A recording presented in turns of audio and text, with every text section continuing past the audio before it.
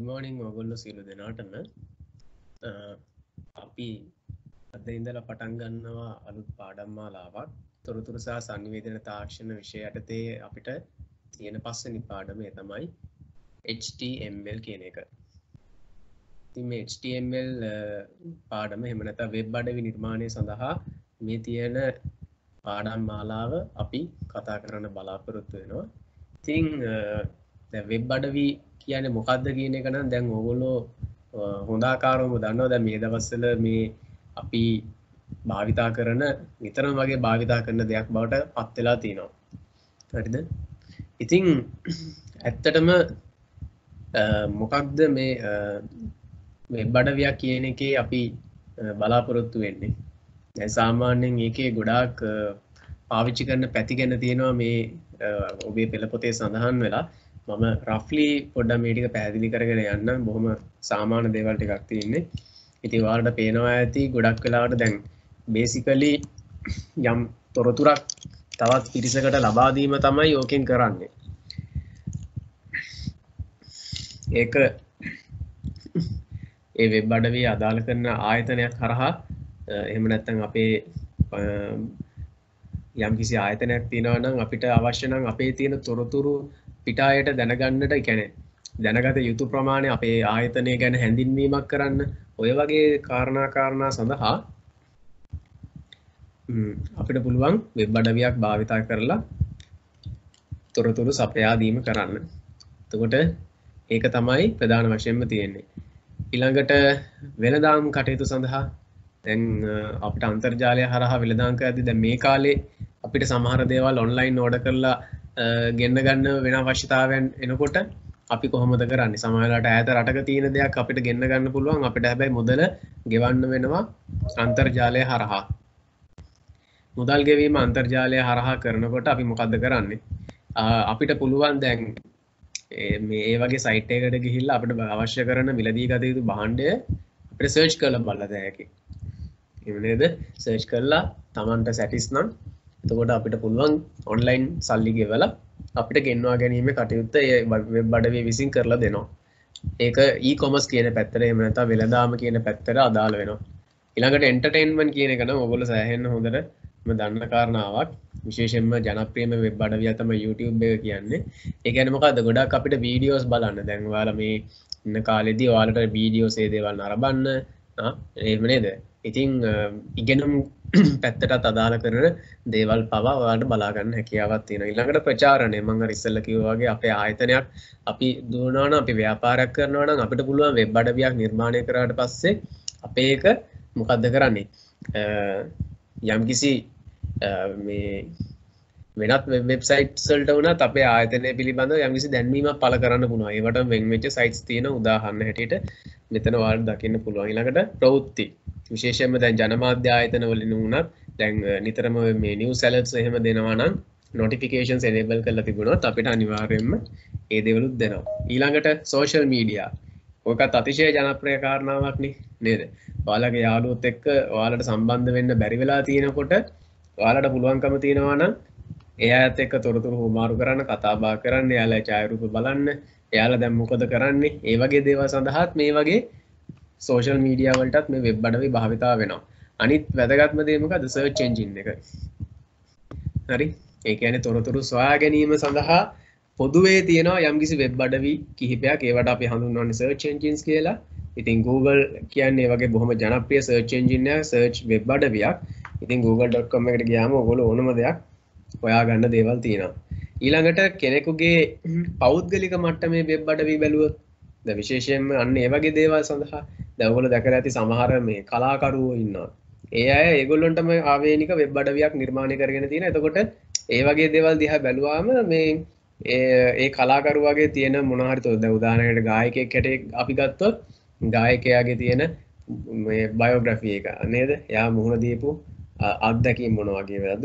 එයා කරපු නිර්මාණ මොන වගේ දේවල්ද? ඒ වගේ එයාගේම තොරතුරු පබ්ලිෂ් කරන්න පුළුවන් ආකාරයට තමයි මේ පර්සනල් වෙබ්සයිට්ස් තියෙන්නේ. ඊට අමතරව මොකද්ද දැන් ජනාධිපතිතුමාගේ වුණත් වෙනමම නිල වශයෙන් එයා වෙනම වෙබ් අඩවියක් එතුමාගේ ඒ කියන්නේ ජනාධිපති ලේකම් කාර්යාලයේ මැදිහත් වීමෙන් ඒක පවත්වාගෙන යනවා. ඒ වගේ මේ සාමාන්‍යයෙන් සරලව අපේ වෙබ්සයිට්ස් විවිධාකාර ආකාරයේ වර්ගීකරණය වෙන හැටි. එතකොට ග්‍රාහක කණ්ඩායම් කියලා ගත්තොත් ඒ කියන්නේ මොකද්ද? Web user groups. මෙන්න මේවත් හරි වැදගත්. දැන් අපි වෙබ් අඩවි නිර්මාණය කළාට කාටද මේවා ගලන්නේ? ඒ කියන්නේ අපේ ඔඩියන්ස් එක මොන වගේ කට්ටිය වෙන්න ඕනේද? ඔන්න ඕකත් අපි පොඩ්ඩක් හොයන්න වෙනවා. වෙබ් අඩවි නිර්මාණය කරනකොට අපි සෑහෙන කල්පනාකාරී වෙනවා. වෙන්න ඕන පැත්තක්. එතකොට විශේෂයෙන්ම දැන් අපි මේ වෙබ් අඩවියට අපි ආයතනයේ ස්වභාවයත් එක්ක බලද්දි මොන වගේ අයද අපි මේවට සම්බන්ධ වෙන්නේ. එතකොට දැන් ඒකේ වැරයිටි එකක් තියෙනවා. එකක් තමයි ඔය දැන් මේ තියෙන භාෂාව හා සංස්කෘතිය. නේද?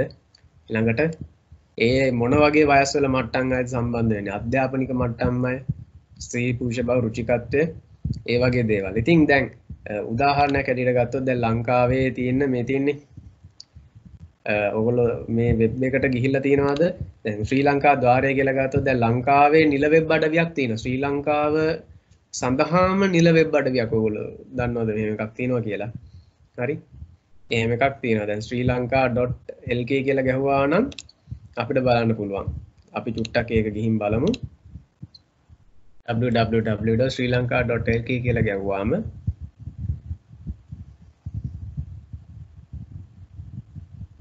මේ වෙබ්සයිට් එකට අපිට ගිය හැකියි. එතකොට බලන්න දැන් මේ වෙබ් එකට ගියාම නේද? දැන් ඔයාලට මේකේ තියෙනවා ප්‍රධාන වශයෙන්ම තියෙනවා මොකද්ද මේ භාෂා තුනෙන්ම පිවිසෙන්න පුළුවන්. මොකද අපේ රටේ රාජ්‍ය භාෂා තුන සිංහල, දෙමළ සහ ඉංග්‍රීසි කියන එක. එතකොට ඔයාලට පේනවා මේක මොකක්ද තියෙන්නේ මේ භාෂා තුනෙන්ම අපිට මේක පරිශීලනය කරන්න හැකියාවක් තියෙනවා. දැන් අපි සිංහල භාෂාව කියලා මම ක්ලික් කරා නම් ඔයාලට බලන්න පුළුවන් මේ වෙබ්සයිට් එකට ගියාම නේද? ගොඩක් ලංකාවේ විවිධ රාජ්‍ය ආයතන මේ හැම දෙයකටම සම්බන්ධ වෙලා තියෙනවා. හරි. දැන් අපි ඕක ඕනනම් මේ අපිට දැන් මෙහෙමත් කරන්න පුළුවන් නම් දැන් අපි බලමුකෝ අධ්‍යාපනය සහ පුහුණුව කියන එකට ගියොත් එහෙම education and training කියන පැත්තට ගියොත් අපිට මෙහෙම බලන්න පුළුවන් විවිධාකාර තොරතුරු මොන වගේද තියෙන්නේ කියන එක. හරිද? ඊළඟට දැන් විභාග දෙපාර්තමේන්තුව ඔයගේ sites වලට ගියාම අපිට යන්න පුළුවන් මේ වගේ දේවල්. ඒ කියන්නේ දැන් විභාග දෙපාර්තමේන්තුවේ වෙබ් අඩවිය ඔයාලා දන්නේ නැහැ කියලා හිතනවා නම් අපිට පුළුවන් ඩිරෙක්ට් එතනටම යවනවා. දැන් මේ විශේෂයෙන්ම දැන් මේ තාම බලන්න gov.lk කියන වෙබ්සයිට් එකේ තමයි අපි මේ තාම ඉන්නේ. නමුත් ඔයාලට පුළුවන්කම තියෙන මෙතන විභාග ප්‍රතිඵල බලා ගන්න මේ සයිට් එකෙනුත් පුළුවන්. ඊළඟට අනිත් වැදගත්ම දේ මොකද්ද? මේ භාෂා තුනෙන්ම මේක තියෙන නිසා මේ හැම තැනම භාෂාවන් වලට පරිවර්තනය කිරීමත් එයා ඔපරේට් කරනවා. ඒකත් වැදගත්නේ. අපේ රටේ තව ජන වර්ග ගොඩක් ඉන්නකොට එයාලට පහසු වෙන විදිහට තේරුම් ගන්න පුළුවන් වෙන විදිහට මේවා හසුරුවා ගන්න හැකියාව තියෙන්න ඕනේ. හරි. දැන් මේ මෙතනින් චේන්ජ් කරන්නත් හැකියාව තියෙනවා. ඉංග්‍රීසි වලට ක්ලික් කරාම සම්පූර්ණයෙන් මේක ඉංග්‍රීසි වලට කන්වර්ට් වෙනවා. අන්න ඒ වගේ දේවලුත් හරිය වැදගත් මේ වෙබ් අඩවියක් ගත්තා. මොකද මේක ලංකාව ගැන තියෙන. ඒතකොට ලංකාව ගැන ලෝකෙට යනකොට විශේෂයෙන්ම එතනදී දැන් ඉංග්‍රීසි භාෂාවක් තියෙනවා තමයි වඩාත් සුදුසුයි දෙමළ භාෂාවක් තියෙනවා නම් මොකද අපේ රටේ දෙමළ ජනතාව ජීවත් වෙන නිසා දෙමළ භාෂාව කතා කරන ජන වර්ග අපිත් එක්ක ඉන්න නිසා එතකොට ඒ අයත් වෙනුවෙනුත් සාධාරණයක් තියෙන්න ඕනේ. එතකොට අනිත් දේ තමයි දැන් බලන්න මේ පිටුව දිහා බැලුවොත් ගොඩක් වෙලාවට මේකත් හරිය වැදගත්. විශේෂයෙන්ම මෙන්න මේක. ඔයාලට පේනව නේද මේ සමාජ මාධ්‍ය ජාලාවල මේ ලින්ක්ස් එහෙම ඔයගොල්ලන්ට පේනව නේද මේ වැඩ කරන හැටි. එතකොට දැන් මේ අපිට පුළුවන්කම තියෙනවා නම් දැන් මේ Facebook පිටුවක් මේකට වෙන් වෙලා තියෙනවා නම් හරි. ඔන්න ඔයාලට බලත හැකි ඒ සම්බන්ධයෙන් තියෙන යම් ආකාරයක මේ විවෘත Facebook පිටුවක් තියෙනවා. ඒකට අපිට ඕන එකට ගිහිල්ලා බලන්න පුළුවන් මේ දේවල් මොනවද කියන එක. ඒ වගේ සමාජ මාධ්‍ය ජාල ඔස්සේ සම්බන්ධ වෙලා තියෙන ඒවා තියෙනවා මෙතන බලන්න පුළුවන්. දැන් YouTube නාලිකාවක් තියෙනවා නම් මොකද මේ වෙබ් අඩවි නිර්මාණය කරලා තියෙන්නේ ඔයගොල්ලෝ දන්නවා ඇති ICTA කියලා ආයතනයක් තියෙනවා ICTA කියලා. තොරතුරු සහ සංවේදන තාක්ෂණය පිළිබඳව නියෝජිත කාර්යාංශය කියලා මේක හඳුන්වන්නේ. එතකොට ඒ අයගේ මේ හරහා තමයි මේ හුඟක් දේවල් ශ්‍රී ලංකාවේ රාජ්‍ය මට්ටමේ තොරතුරු සහ සංවේදන තාක්ෂණ ක්‍රියාවලින් ගොඩක් රජයේ නිල වෙබ් අඩවි රාජ්‍ය ආයතනවල වෙබ් අඩවි නිර්මාණය කරන්නේ ඒගොල්ලෝ හරහා. ඉතින් ඊළඟට මේකේ අන්තර්ගතය ගැනත් අපි චුට්ටක් බලන්න ඕනේ. සාමාන්‍ය නෝමලි වෙබ්සයිට් එකක තියෙන්න පුළුවන් දේවල් මොනවද කියන එක. දැන් ටෙක්ස්ට් එකක් අනිවාර්යෙන්ම තියෙනවා නේද? ඊළඟට ඡායාරූප තියෙනවා, ශබ්ද තියෙනවා, වීඩියෝස් තියෙනවා. අපිට මේ දේවල් බලන්න පුළුවන්. ඊළඟට ඇනිමේෂන්ස් තියෙන්න පුළුවන්. හරි? කොපිරයිට්ස් ඒ වගේ දේවල්. ඒ කියන්නේ දැන් මේ අවසානයේට ගත්තොත් මේවා කොහොමද අපිට දකින්න තියෙන්නේ කියන එක දැන් මේ සයිට් එකට ගියන් පස්සේ ඔයගොල්ලන්ට පේනවා. දැන් මම මෙහෙම ගියන් පස්සේ සර්ච් බොක්ස් එකක් තියෙනවා මේක ඇතුලේ. එතකොට අපිට ඕන දෙයක් මේකේ සර්ච් කරලා ගන්න පුළුවන්. හරි? දැන් මම මේක ඉංග්‍රීසි වලට මම මෙතනින් චේන්ජ් කරලා මම travel කියන වචනේ ටයිප් කරා නම් එතකොට ඒකට අදාළ කරන රිසල්ට්ස් මෙතනින් පෙන්නනවා. මේ ලින්ක් එක ක්ලික් කරන්න ඕනේ. ඉතින් තමයි ඒක හරි ගස්සලා තියෙන්නේ. හරි එතකොට දැන් මේ ටුවරිසම් සම්බන්ධව තියෙන සියලු තොරතුරු ගොඩක් දේවල් අපිට මේ හරහා දැනගන්න අපිට අවස්ථාවක් තියෙනවා මෙතනදී. හරි. ඉතින් මේ සංචාරක මණ්ඩලයෙන් තමයි මේ වෙබ් අඩවිය පවත්වාගෙන යන්නේ. ඒ වගේ තියෙනවා. හරි. ඊට අමතරව මෙන්න මේකත් හරිය වැදගත්. වෙබ් අඩවිය පරිශීලනයට අදාළ ඇතැම් මෘදුකාංග අකුරු වර්ග බාගත කර ගැනීමේ පහසුකම්. අන්න ඒක වැදගත්. දැන් ඔයාලට මතකද මම මේ වෙබ් එකට යන්න කලින් මේ පේජ් එකේ මුලම තිබුණා. ඉතින් ඔයාලට පේනවා නේද මේ සිංහල ගන්න ඒ වගේ මේ දෙමළ භාෂාවල මේ යුනිකෝඩ් එකම අපිට ඩවුන්ලෝඩ් කරගන්න ඉන්ස්ටෝල් කරගන්න පුළුවන් අවස්ථාවක් තියෙනවා. ඒක ඉතින් ඇත්තටම දැන් කොටක්ම ඒක ඕන වෙන්නේ. මොකද අපේ දැන් ගොඩක් මෙහෙම පද්ධති දැන් යුනිකෝඩ්ස් වලට දැන් සපෝට් කරන නිසා. නැත්තම් මම උදාහරණයක් ඇරෙට කිව්වොත් ඉස්සර ඔයගොල්ලෝ අහලා ඇති Windows XP කියලා මෙහෙම පද්ධතියක් තිබුණා ඔපරේටින් සිස්ටම් එකක්. ඒ කියන්නේ දැන් අපි Windows 10 පාවිච්චි කරනවා 8.187 ඒ ටික අපි පාවිච්චි කරාට 7 වලට කලින් තිබුණා ළමයි Windows XP කියලා එකක්. Windows XP වල ඇත්තටම Unicode සිංහල Unicode include වෙලා තිබෙන්නේ නැහැ. ඒක නිසා මෙන්න මේ වගේ සයිට් එකකට ගියාම මේ අකුරු කොටු කොටු ආකාරයෙන් තමයි ඩිස්ප්ලේ වුනේ. එතකොට අපිට සිද්ධ වුණා මෙන්න මෙහෙම ලින්ක් එකක් තිබිලා මේක ඩවුන්ලෝඩ් කරලා ඉන්ස්ටෝල් කරගන්න. එතකොට අපිට Windows XP වල සිංහල අකුරු දකින්න හැකියාව තිබුණා. එහෙම අවස්ථාවක් තිබුණා. ඉතින් ඇත්තටම මේකත් අත්‍යවශ්‍යයි. මොකද දැන් අපිට තාම හිතන්න බෑ දැන් ලෝකේ සමහර රටවල් තියෙනවා ළමයි දැන් හිතන්නකෝ ජාත්‍යන්තර මට්ටමේ සයිට් එකක්. ඉතින් අනිවාර්යයෙන්ම අපි වෙබ් එකක් ඇදුවාම ඒක ජාත්‍යන්තරව අපිට මේ ඩිස්ප්ලේ වෙනවනේ අනිවාර්යයෙන්ම. ඉතින් අපි ලින්ක් කරාට පස්සේ එතකොට දැන් මේ ලෝකේ අවම පහසුකම් තියෙන රටවල් වලටත් හැකියාව තියෙන්න ඕනේ. මොකක් හරි ඔයාලගේ සයිට් එක බලන්න පුළුවන් වෙන විදිහට ඒ අවස්ථාවල් තියෙන්න ඕනේ. ඉතින් ඒකත් හරිය වැදගත්. විශේෂයෙන්ම මෙන්න මේක. Facilities to download certain software required to use this website. හරි. ඊළඟට content management කියන එක බලන්න ඕනේ. ඉතින් අත වශයෙන්ම දැන් ගොඩාක් වෙලාවට අපිට මේ මෙන්න මේ site map කියන එකත් අපි හරියට බලන්න ඕන දෙයක්. හරිද? මේක සිංහලෙන් කියනවා පිටු පෙළ ගැස්ම කියන එක. දැන් මම මේක ආපහු ඉංග්‍රීසි වලට පෙරළුවොත් විශේෂයෙන්ම දැන් මේ contents තියෙන විදිහ මේ තියෙන site map කියන එක ඔයාලට පේනවාද පැහැදිලිවම මේ පිටු පෙළ ගැහිලා තියෙන්නේ කොහොමද කියලා. ඒ කියන්නේ දැන් ඔයාලට මේ මෙතනට ගියාම පේනවා ඇති බලන්න මේ home කියන page එක click කරාම දැන් මේ මෙතනත් ඕන මේ page එක click කරාම home එකට යනවා. නැත්නම් නෑ. හරි. එතකොට home page එක ඇතුලේ ළමයි මොනවද තියෙන්නේ? useful info, quick links ඒවා තියෙනවා. දැන් ඔයාලට පේනවාද මේ මෙතන තියෙන ප්‍රධාන ටැබ් එකක් මේ මෙතන. මේ ප්‍රධාන මෙනු එකක් තියෙනවා. හරි. මේ මෙනු එකේ බලන්න home, service and information, services and information, web directory, help.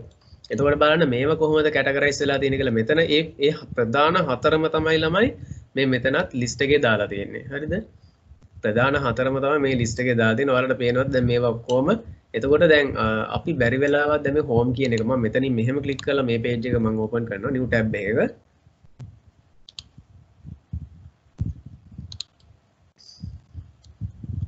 හරි දැන් home page එකට ගියාට පස්සේ useful info, quick links, government initiatives, information add-ons.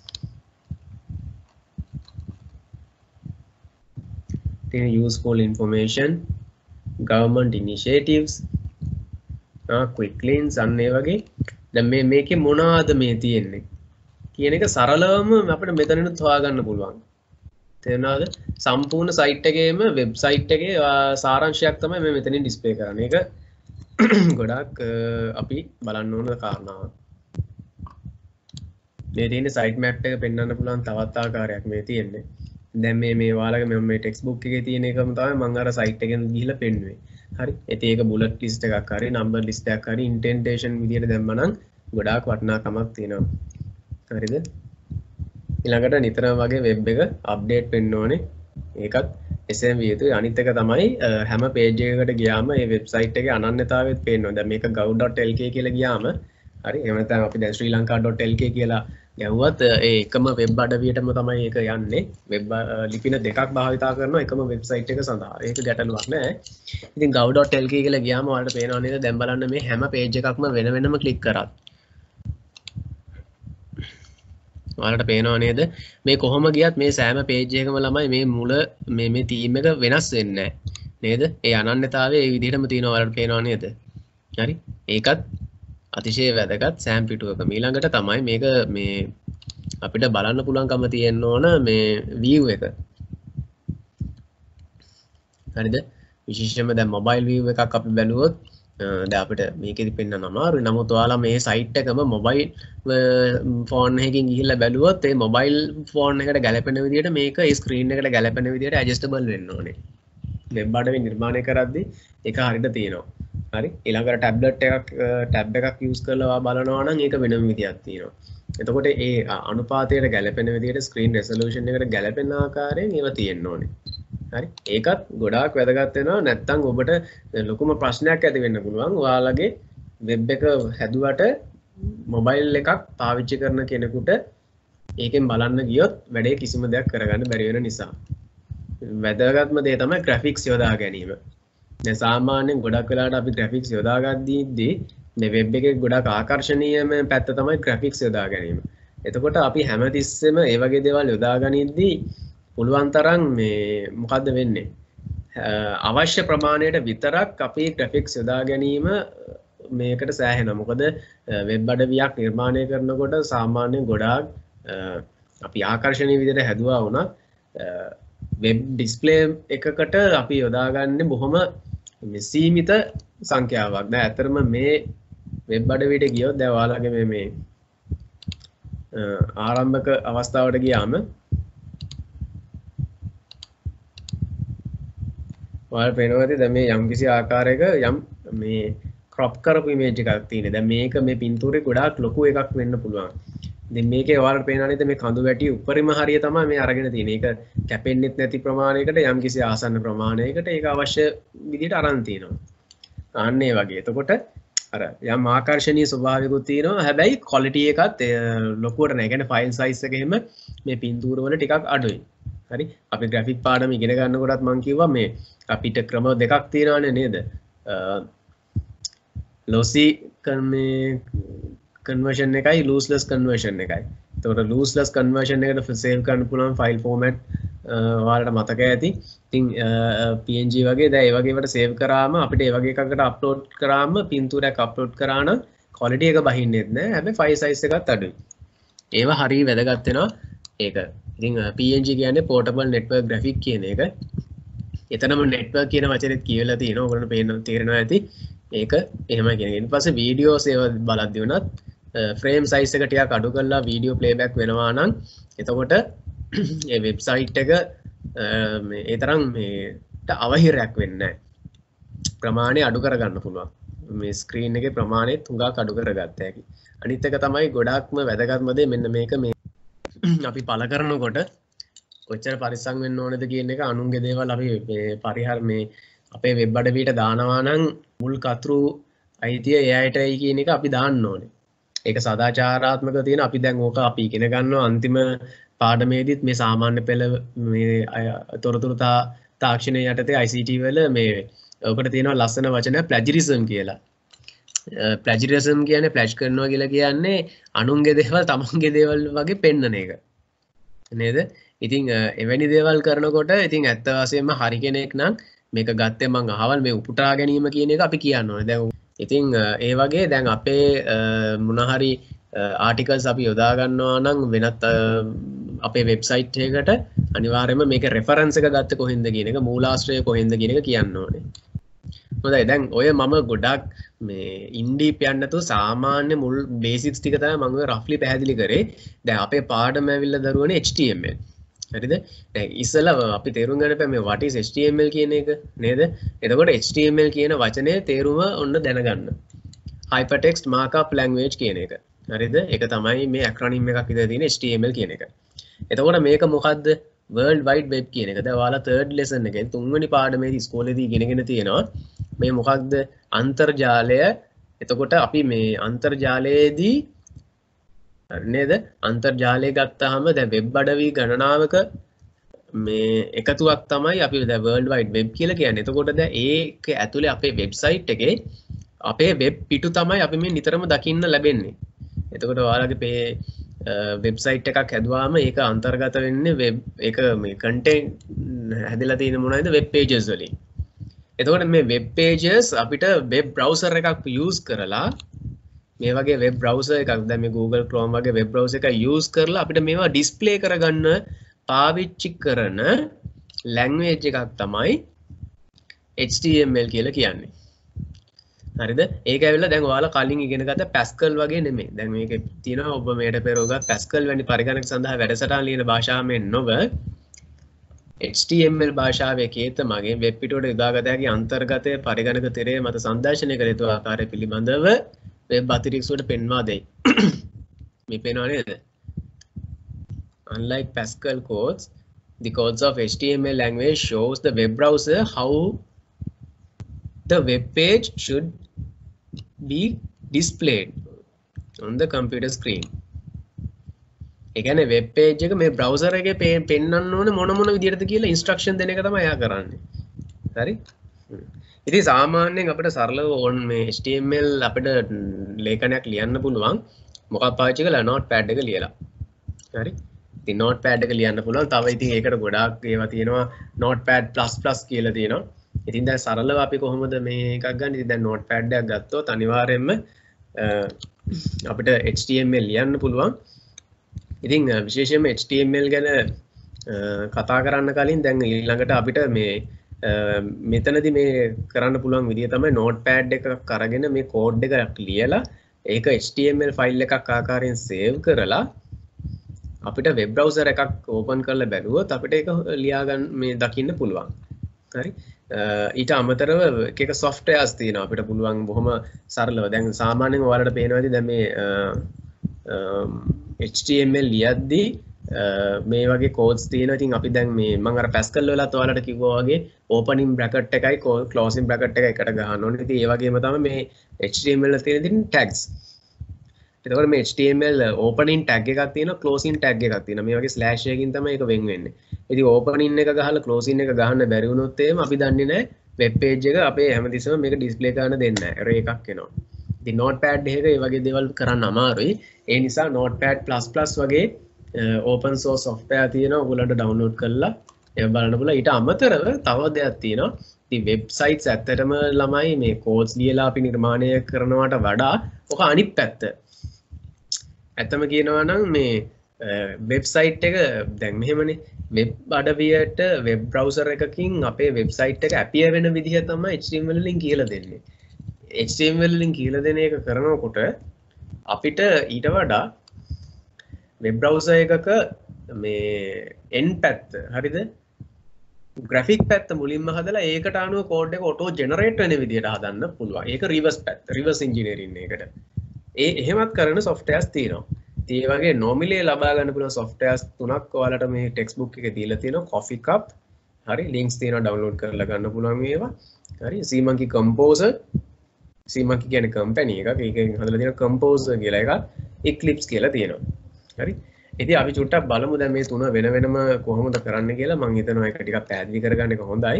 ඊට ඉස්සෙල්ලා මෙන්න මේකත් අතිශය වැදගත්. මේ HTML tag එකක් කියන්නේ මොකක්ද කියන එක sorry HTML doc එක මේ document එක ප්‍රධානම ලක්ෂණ ටිකක් තියෙනවා. මේ 6 හොඳට මතක තියාගන්න.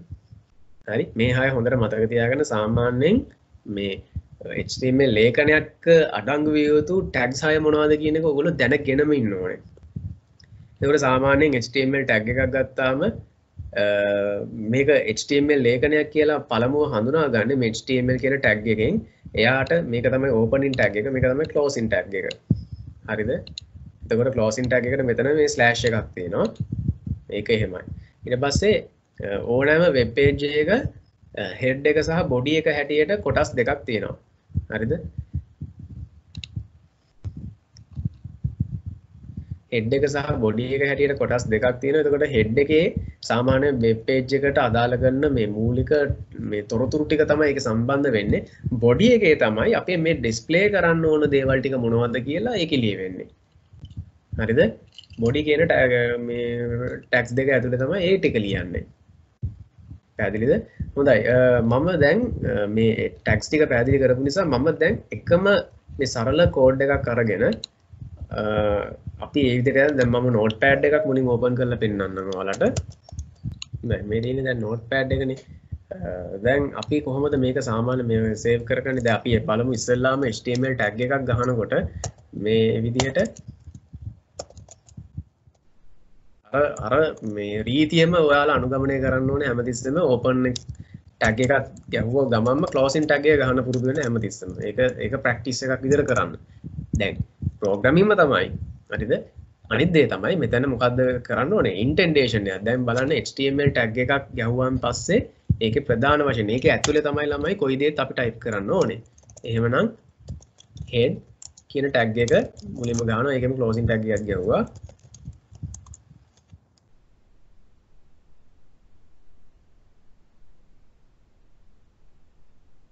body එකක් ගැහුවා හරිනේ ප්‍රශ්නයක් නැහැ. දැන් මේ වගේ blank spaces තිබ්බට ඒක ගැටලුවක් වෙන්නේ නැහැ. එයා ඒවා ignore කරගන්නවා.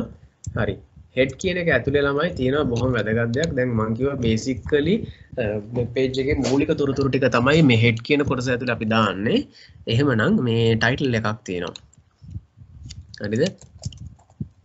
title කියලා tag එකක් තියෙනවා. ඒකෙම closing tag එකක් ගහනවා මම title කියලා. ওই දෙක මැද්දේ මට පුළුවන් මෙහෙම කරන්න. the title හරිනේ ඔන්න body එක ඇතුලේ මම ගහනවා මොකද්ද අපිට කිසිම ගැටලුවකින් තොරව body එක ඇතුලේ අපිට පුළුවන් මෙහෙම my first web page හරි ඉතින් මම මේ සරලව දැන් මේක කරේ දැන් බලන්න indentations කියන එක මේක අනිවාර්යෙන් තියෙන්න ඕනේ මේ පේනව නේද බලන්න ඒක ලස්සනට පිළිවෙලට ඒක තියෙනවා හරි ඕක අනිවාර්යයෙන්ම හොඳ ප්‍රැක්ටිස් එකක් විදිහට තියා ගන්නවා. right දැන් මේක කොහෙද සේව් කරගන්නේ අපි? file හරි. ඉතින් අපිට ඕන මේක සේව් කරගන්න පුළුවන්. දැන් ඔයාලට පේනවා ඇති මෙතන my first html කියලා මේක my first කියලා මේක සේව් කරගන්න තියෙන. ඒකට file ගිහිල්ලා save as කියන එකට යන්න. ඊපස්සේ ඔයාලට කැමති location එක මේක save කරන්න. දැන් මතක තියාගන්න අපි දැන් text file විදියට සාමාන්‍ය මේ notepad file save වෙන්නේ දැන් මෙතනදී අපි අනිවාර්යයෙන්ම all files කියන එක දෙන්න ඕනේ මෙතන select කරන්න දරුවනේ මතක ඇතුව all files කියන එක ඊට පස්සේ my first dot කියලා ගහලා දැන් all file එකක් විදියට මෙතන save කරද්දි අනිවාර්යයෙන්ම අපි මේ web පිටුවල දැන් මේ save කරන මේ extension එක දෙන්න ඕනේ සාමාන්‍ය web page එකක extension එක වෙන්නේ .html කියන එක my first .html කියලා save කරා right ගැටලුවක් නැහැ දැන් අපිට ඒක බලන්න පුළුවන් දැන් මම මේක desktop එකේ save කරලා folder එකක් ඇතුලේ හරි මෙතන my first ගියාම ඔයාලට පේනවා ඇති දැන් html file එකක් විදිහට save කරාම මේ Chrome web browser icon එක ඒක දැන් ඒ කියන්නේ යම්කිසි web browser එකක් කින් open වෙන විදිහට ඒක setting එක හැදිලා ඉවරයි එහෙනම් my first කියන එක මම double click කරලා open කරොත් ඔයාලට web browser එකක් කරහා මේක open වෙන හැටි බලන්න පුළුවන්. right දැන් පේනව නේද? දැන් ඔන්න web browser එකක් කරහා මේක open වුණාම මේ title එකේ පෙනිච්ච ටික හරි. මේ බලන්න title එකේ තියෙන this is the title කියන එක ඔයාලට මෙතන උඩින් දකින්න තියෙනවා. my first page කියන එක my first web page කියන එක මෙතන මොකෙන්ද පේන්නේ? body එකේ පේන. ඒ කියන්නේ මේ web page එකේ content එක. හරි. ඉතින් ඕකම තමයි තියෙන්නේ. දැන් මම මේක notepad වලින් කරපු එක මම ඔයාලට චුට්ට අමතර දේවල් දෙකක් කියලා දෙනවා notepad++ එකකින් කරන්නේ කොහොමද කියන එක. ඒකත් ඔයාලා nominally download කරන්න පුළුවන් software එකක්. right. සාමාන්‍යයෙන් coding practice කරන්න නම් මේ notepad++ එකත් ඉතා හොඳයි. හරිද? කියලා තියෙනවා මෙන්න මේක free open source software එකක්. ඉතින් ඔන්න notepad++ එක ගත්තාම ළමයි මේ විදිහට තියෙන්නේ. හරි. අපි බලමු දැන් මේකෙන් HTML දැන් සාමාන්‍ය HTML විතරක් නෙමෙයි මේකෙන් ඔයාලට ඕන නම් PHP, Pascal ඒ වගේ programs ඕන නම් මේකෙන් save කරලා තියාගන්න පුළුවන්. දැන් මේකේ තියෙන වැදගත්ම දේ මොකක්ද දන්නවද? practice කරද්දී. නේද? මේකේ suggestion එක දෙනවා tag ගාලා. හරි.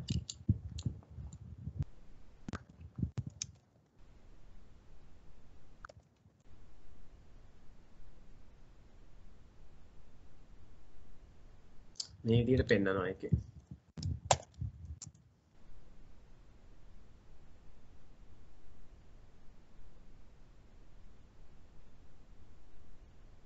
හරි.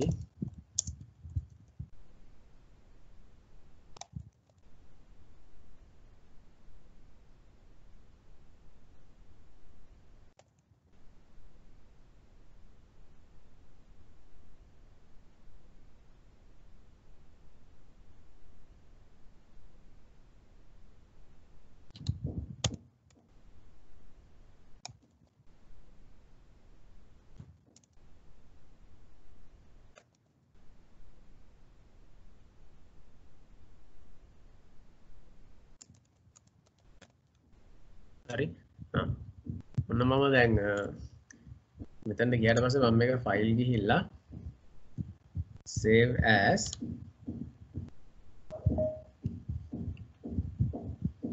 මම අර ෆයිල් එක රිප්ලේස් කරන්නම් මේකට.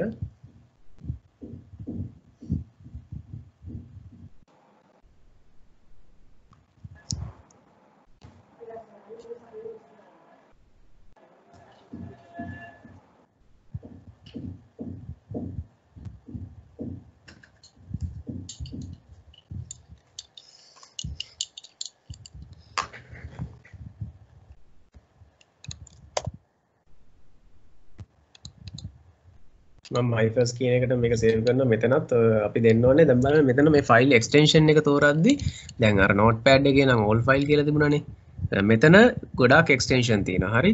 ඔයාලට බලන්න පුළුවන් මේ PHP ෆයිල් අරවම ගොඩාක් දකින්න තියෙනවා. මෙතන hypertext markup language file කියලා තියෙනවා. බලන්න HTML කියන එක්ස්ටෙන්ෂන් එක මෙතනම තියෙනවා. හරි. ගොඩාක් ඔයාලට පේනවා ඇති programming files වලට මේක සේව් කරගන්න පුළුවන් මේ support එකක් තියෙනවා. ඉතින් අපිට මෙහෙමම මම රීප්ලේස් කරනවා මේ ෆයිල් එක. ඔයාලට පුළුවන් ඒකම බලන්න මෙතනම. මේ කරත්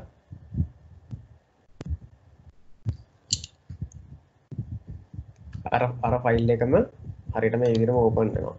හරි. ඒ notepad++ වලින් කරද්දී ඔයාලට පේනවා ඇති notepad මේ ++ වල ඒ HTML ෆයිල් එකක් හැටියට සේව් කරාට පස්සේ ඔයාලට පේනවාද මේක ගන්නට මේ මම මේක බ්ලොක් මේ එක ටැග් එකක් ක්ලික් කරාම මේකේ ක්ලෝසින් ටැග් එක පෙන්නනවා මෙතනින්. හරිද? හෙඩ් එක ක්ලික් කරාම බොඩි එකක් පේනවා. ටයිටල් එක ක්ලික් කරාම මේක පේනවා. හරි. මේවා වෙනව දකින්න පුළුවන්. මේ ෆයිල් එක මුලදීම ඔයාලා මේ ෆයිල් නිවැරදි ෆයිල් එක්ස්ටෙන්ෂන් එක සේව් කරගත්තොත් ඊට පස්සේ ඔයාලා මේ notepad++ වලින් මේ HTML page එක මේ ටයිප් කරගෙන යනවා නම් ඒත් ගැටලුවක් නැහැ. හරි. ඒක එහෙමයි. මම දැන් මේක ක්ලෝස් කරලා මම ඊළඟට දැන් අර මොබිලේ අපිට ලබා ගන්න පුළුවන් තව වෙබ් අඩවි නිර්මාණය කරන්න පුළුවන් software එකක් තියෙනවා. මම ඩවුන්ලෝඩ් කරගෙන තියෙනවා Composer කියන එක. හරි. මෙන්න මේක තමයි icon එක. මේ තියෙන මේ globe එකක් එක්ක තියෙනවා කහ පාට පිහාටුවක් feather එකක්. මේක තමයි Composer කියන software එක. හරිද? මේ Composer කියන software එක යොදාගත්තාට පස්සේ අපිට පුළුවන් මේකෙම දැන් බලන්න ළමයි මේකේ වැදගත් දෙයක් තමයි සාමාන්‍යයෙන් මම කියවනේ දැන් අපි මෙච්චර වෙලා කෝඩ් එකනේ HTML කෝඩ් එක තමයි අපි ටයිප් කළේ ඒ ටයිප් කරපු කෝඩ් එක අනිත් පැත්තෙන් අපිට පෙන්වනවා. ඒකනේ ඉතින් එයා කරලා දෙන්නේ. වෙබ් බ්‍රවුසර් එක ඇපිය වෙන විදිහක් කික් කරලා දෙනවා. දැන් ඕක සරල වෙබ් එකක් හදාන්න නම් ගැටලුවක් වෙන්නේ නැහැ. හැබැයි ඔක ටිකක් සංකීර්ණ විදිහට වැඩේ කරන්න ගියොත් කොහොමද වෙන්නේ? දැන් අපිට ඒක ටිකක් ප්‍රායෝගිකව අර වගේ බොහොම සංකීර්ණ මට්ටමේ වෙබ් අඩවියක් නිර්මාණය කරන්න ගියොත් එහෙම HTML කෝඩින් වලින්ම කරන්න ගියොත් තමයි ඒක ටිකක් අමාරුයි. හරිද? ඉතින් ඒ සඳහා තමයි මෙවැනි මෘදුකාංග නිර්මාණය කරලා තියෙන්නේ. දැන් මේවා තව ගොඩක් ඒවා මම උදාහරණයක් ගත්තොත් Adobe Dreamweaver Adobe සමාගමෙන් නිර්මාණය කරලා තියෙන Dreamweaver කියලා software එකක්. හරිද? ඉතින් Dreamweaver කියන software එකෙන් අපි අපිට පුළුවන් ඒකෙත් මේ වෙබ් පේජ් එක නිර්මාණය කරනකොට අනිත් පැත්තෙන් කෝඩ් එක ඔටෝමැටිකලි ජෙනරේට් වෙනවා. හරිද? ඉතින් ඒවා මුදල් ගෙවලා ගන්න තියෙන ඒවා. ඉතින් ඔයාලට මෙතනදී මේ අපොසු මේ සාමාන්‍ය පෙළදී හඳුන්වා දීම කරන්නේ නොමිලේ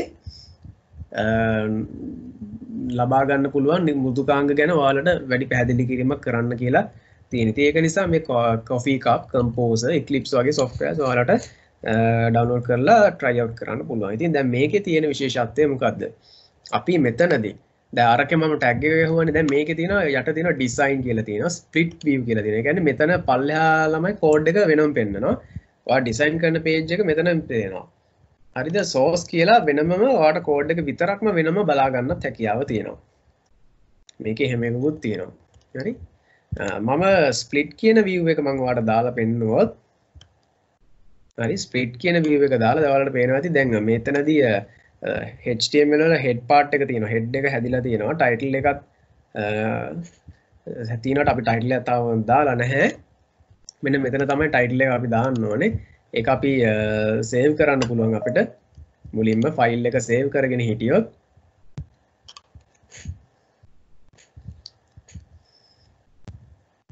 මෙතනින් අහනවා title එකක් මුලින්ම දාන්න කියන එක. මම save කරනවා HTML කියලා මේ file එක මේ title එක දානවා අර උඩ appear වෙන මම මේක save කළාම okay කරලා ඊට පස්සේ මගෙන් අහන්නේ save කරන්න කියලා. ඉතින් මම මේ file එක මම replace කරනවා මෙතන right. එතකොට ඔයාලට පේනවා මෙන්න මෙතන HTML කියලා පේනවා. දැන් මේ web browser එක appear වෙන විදිය තමයි මේ කොටසෙන් පේන්නේ. දැන් මෙතන මම full design කරොත් ඒකෙන් පෙන්නන්නේත් ඒකමයි. මම මෙතනට type කරනවා this is my first web page in Composer කියලා. හරිද?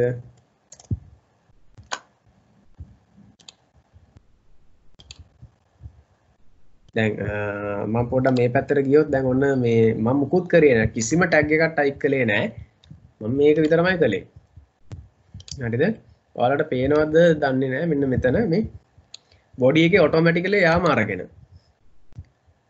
හරි?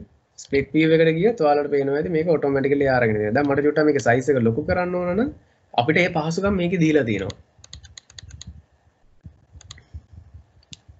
හරි? එතකොට බලමුද කෝඩ් එකේ බලන්න මේ big කියලා tags තියෙනවා. ඒ කියන්නේ එයා HTML මේ tags මේකට මේ feed කරලා තියෙන්නේ. එතකොට යාම ඒක හදලා ගන්නවා කෝඩ් එක. අපිට worry වෙන්න දෙයක් නැහැ කෝඩ් එක ගැන. අපිට වද වෙන්න තියෙන්නේ මේ වෙබ් පේජ් එකේ ඩිසයිනින් පැත්ත විතරයි. ඉතින් අර ප්‍රායෝගිකව ඒකත් හරි පහසුවක් තියෙනවා. ඉතින් මේකත් save කරාට පස්සේ file එක save කරාට පස්සේ මම අර මේ තියෙන මම save කරපු file එක HTML කියලා මම save කරේ. මම ඒක open කරොත් පාඩ පේනවා නේද? ලොකුවට තියෙනවා. හරි අපිට ගොඩක් දේවල් එහෙම කරන්නත් පුළුවන්. ඉතින් අර notepad වල notepad++ වල hard code කරන එක අපිට මේකෙදි designing පැත්තට යන්න පුළුවන්. ඉතින් මේ වගේ softwares වල කියනවා ළමයි තව විශේෂ වචනයක් අපි කියනවා. ඒක දැනගෙන ඉන්න එක හොඳයි. මේක හරි WYSIWYG කියලා. හරි? ඒ කියන්නේ මොකක්ද දන්නවද? what you see is what you get කියන එක. ඉන්න මේක තමයි ඒකේ තේරුම. what you see is what you get. දැන් මම මෙහෙම තියෙද්දි මම මේක දැන් මේ ඔයාලට පේනවනේ මම මේක edit කරා කියලා. හරි? edit කරාට පස්සේ අපි මේක එකපාරක් save කරා. save කරායින් පස්සේ මේ page එක මෙහෙම open වෙලා තියෙද්දි මේක refresh කළොත් අර update වෙච්ච එක මෙතනින් පේනවා. හරිද? ඉතින් what you see is what you get කියන type එක softwares තමයි අතන මේවා අදාළ වෙන්නේ. Dreamweaver ඒ වගේ දේවල්. ඒ කියන්නේ ඔයා දකින්න දේ තමයි ඔයාට අනිත් පැත්තෙන් දෙන්නේ. හරි? right. ඒ පොඩ්ඩක් මේ අතුරු කතාවක් මම මේ කියලා දුන්නේ. ඉතින් මේ නිකන් දැනගෙන ඉන්න. හොඳයි. අපි චුට්ටක් යමු දැන් ඉස්සරහට තවත් පාඩමේ. හරි දැන් මේ කොෆි කප් වලින් කරන එකක් ගැන තමයි මේ ඔයාලට තියෙන්නේ. දැන් මම ඒක ඔයාලට පෙන්නනවා Composer කියන software එකෙන්. හරිද?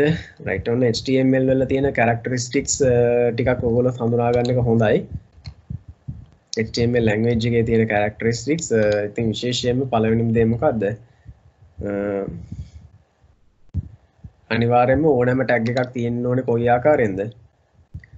මෙන්න මේ දෙකත් එක්ක තමයි තියෙන විශේෂයෙන්ම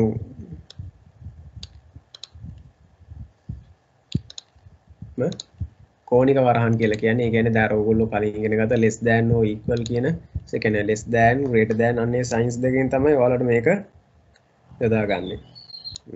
දැන් හැමතිස්සෙම මේ HTML tag එකක් අපි use කරනකොට මෙන්න මේ විදිහට තියෙන අනිත් එක තමයි මේ capital simple කියන එක. හරිද? case sensitive නැහැ කියන එකත් මේක කියනවා. අපි ඒක ඇත්තද බොරුද කියලා අපිට බලන්න පුළුවන් ද ඇත්තටම.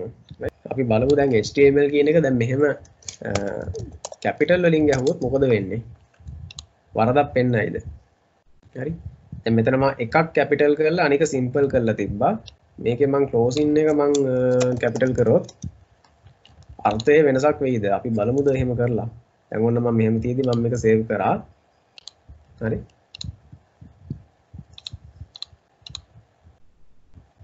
save කළා මේක my first html කියලා තියෙන්නේ. හරි. ඒ ප්‍රශ්නයක් නෑනේ. මොකද දැන් අපි අර title tags එහෙම case sensitive එකක් නැහැ. ඒ නිසා කිසි කරදරයක් නැතුව මේ page එක open වෙලා පෙන්නනවා අපිට.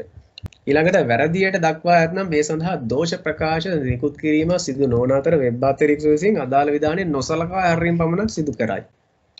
ඒ කියන්නේ මේ අපි බැරි වෙලාවත් අපි අතින් පොඩි වැරදීමක් වුණොත් දැන් මම මෙහෙම කරොත් ඔන්න බොඩි කියන එකේ මගේ අතින් මම මෙහෙම පොඩි වැරද්දක් කරනවා. හරි. හරි. D අකුර මම මකලා තියෙනවා. මම මේක සේව් කරනවා. Control S ගහලා මම මේ සේව් කළා. දැන් මම මේක ආපහු ඩබල් ක්ලික් කරලා ඕපන් කරලා පෙන්නනවා. ඒ මොකුත් වෙනසක් වෙන්නේ නැහැ. හරි. ඒ වරද පෙන්වන්නෙත් නෑ යා. ඊළඟට මෙන්න මේකත් ගොඩක් වැදගත් මේ HTML ඕනම tag එකක තියෙන දේවල්. හරිද? element එක, attribute එක සහ value කියන එක. හරිද? දැන් ඕක චුට්ටක් අපි හරියට පැහැදිලි කරගන්න බලමු කොහොමද මේක කරන්න කියන එක. හොඳයි. දැන් අපි මෙන්න මෙහෙම දෙයක් කරමු. I am a student කියන එක. හරිද? I am a student කියන එක අපි කොහොමද කරන්නේ? දැන් HTML වල තියෙනවා එක්තරා tag එකක් font කියලා. මම මේක ඉස්සෙල්ලා notepad වලින් ඔයාලට පැහැදිලි කරලා පෙන්නන්නම්. මොකද අපි hard code පැත්ත මුලින්ම කරලා ඊට පස්සේ මම compose එකෙන් පෙන්නන්නම් ඒක එයා අනිත් පැත්තට කරගන්නේ කොහොමද කියන එක. right. මම මෙතන හදාගත්ත body කියන එක මේ නිවැරදි කිරීම කරගත්තයින් පස්සේ right.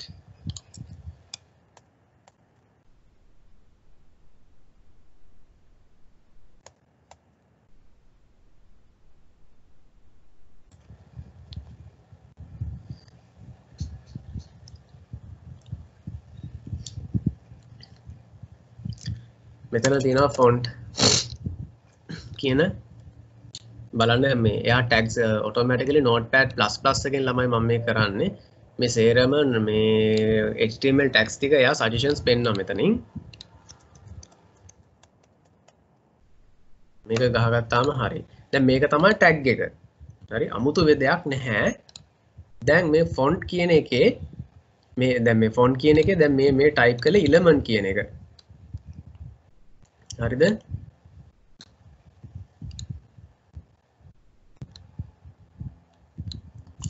font කියන එක මේ element කියන එක තමයි මේ type කළේ ඒක පැහැදිලිනේ ඊට පස්සේ මොකද්ද තියෙන්නේ attributes හරි උපලක්ෂණ විශේෂාංග මේ font එකට ආවේනික මේක එක tags වලට ආවේනික උපලක්ෂණ තියෙනවා විශේෂාංග තියෙනවා ඒවා බලන්න ඕනේ එතකොට දැන් මේ font එකේ සාමාන්‍ය font කියන එක දැන් ඔයගොල්ලෝ දන්නවනේ අපි මේ Word Excel PowerPoint කරපු නිසා එහෙමනම් font එකේ font එකකට අදාළ කරනවා මොනවාද කියන එක එතකොට මේ font කියන tag එකේ තියෙනවා එක attribute එකක් face කියලා ඒ කියන්නේ සත්‍ය වශයෙන්ම මේ ෆොන්ට් එකේ තියෙන මොනවද අකුරු ටයිප් එක මෙතනින් තෝරන්නේ මෙතනින්. හරි. ෆොන්ට් කියන්නේ අකුරු වල හැඩතලය තමයි. නමුත් මේ ෆොන්ට් කියන වචනේම මෙතන යොදාගෙන තියෙන නිසා ඒකේ උපලක්ෂණය නම් කරලා තියෙනවා ෆේස් කියලා. මෙන්න මෙහෙම මේ ෆේස් කියලා මේ ඇට්‍රිබියුට් එකක් අනිවාර්යයෙන්ම සමාන ලකුණක් ගහලා ගත්තට පස්සේ අනිවාර්යයෙන්ම අපි මෙන්න මේක ඩබල් කොටේෂන් එක ගන්න ඕනේ. මොකද මේ ඩබල් කොටේෂන් එක තමයි මේ වැලියු එක හැටියට ගන්නෙ. හරි. ඔයා ටයිප් කරන වැලියු එක තමයි ළමයි මේ ඩබල් කොටේෂන්ස් ඇතුලේ අපි සේව් කරන්න ඕනේ. රයිට්. එතකොට අපි බලමු මේ තියෙන විදිහට. ඉතින්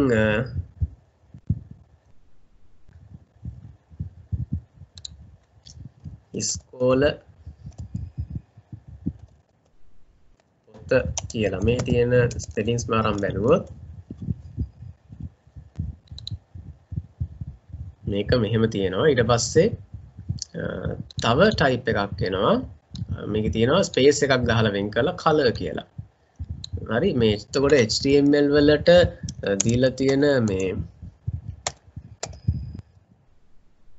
ඔයාලා පේනවා මේ කලර් කියන එක. ඕන්න දැන් පොඩ්ඩක් මතක තියාගන්න. කලර් කියන එක ගහනකොට මේ ඇමරිකන් ඉංග්‍රීසි වලින් මේක තියෙන්නේ COLOR කියන එක. එහෙම නැත්නම් UR නෙමෙයි තියෙන්නේ.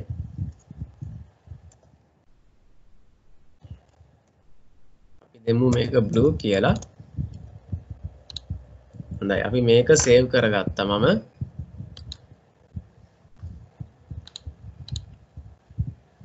my first HTML කියන එක. දැන් පේනවා නේද නිල් පාටින් ඒක පේනවා. හරි. ෆොන්ට් එක තව ටිකක් තහවුරු කරගන්න ඕන නම් මොකද්ද කරන්න පුළුවන්? අපිට ඕන නම් ටිකක් වෙනස් ෆොන්ට් ටයිප් එකක් දාන්න පුළුවන්. මෙන්න මෙහෙම ටයිප් එකක් තියෙනවා. වේඩනා කියලා මේක ෆොන්ට් ටයිප් එකක් තියෙනවා. හරි. එහෙම එකකුත් තියෙනවා. ඉතින් මේ දැන් තව දෙයක් මම ඔයාලට කියන්නම් විශේෂයෙන්ම අපිට ගොඩක් මේ HTML ගැන ඔයාලට මේ exercises කරන්න පුළුවන් ඉගෙන ගන්න පුළුවන් තව හොඳ site එකක් තියෙනවා මෙන්න මේක. www.w3schools.com කියලා. හරි.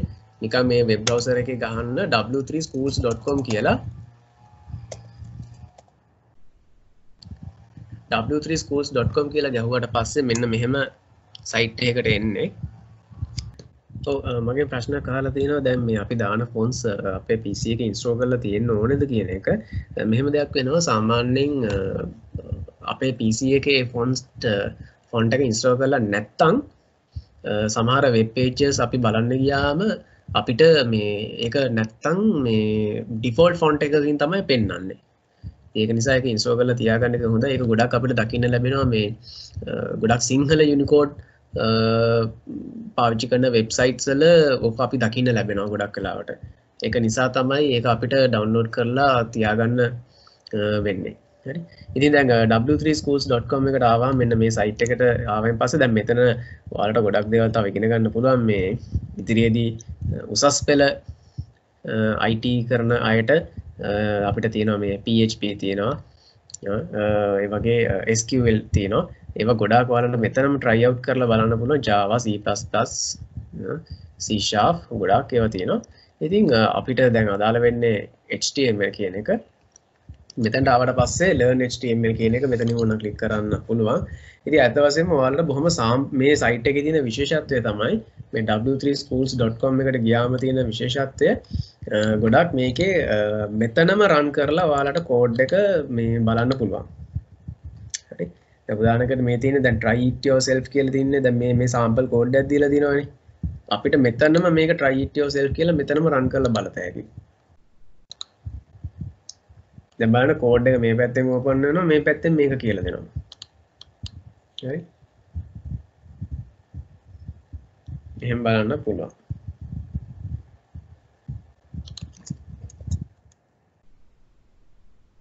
ඔයාලට ඕන මේක වෙනස් කරලා මේ 1 2 3 කියලා මම ගියාම මම මේක රන් කරා. දැක්කනේ මේ පැත්තෙනුත් මෙතන බලන්න පුළුවන්. සිමියුලේෂන් එකක් දකින්න තියෙනවා. හරි. ඒකත් ඔයාලා try out කරලා බලන්න පුළුවන් හොඳ site එකක්. HTML හොඳට ඉගෙන ගන්න පුළුවන් මේක අරහා. මතක තියාගන්න w3schools.com කියන එක. හරි. ඒක ඔයාලගේ textbook එකෙත් තියෙනවා. ඉතින් අපි බලමු මේ පැත්තෙන් කොහොමද මේක කරන්න කියලා. දැන් සාමාන්‍යයෙන් this is my first page කියන එක ගත්තන් පස්සේ මෙතන තියෙනවා මේ දැන් මේ composer software එකෙන් බැලුවොත් හරිද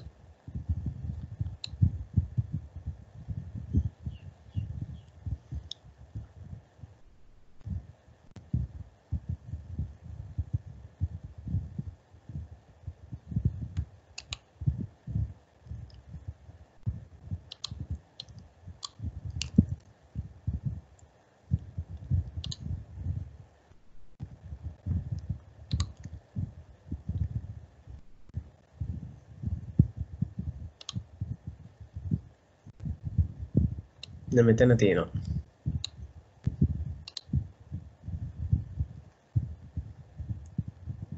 මම අපිට පුළුවන් මෙතනින් දැන් පාටක් අපිට තෝරන්න පුළුවන් තේරුවාට පස්සේ මොකද වෙන්නේ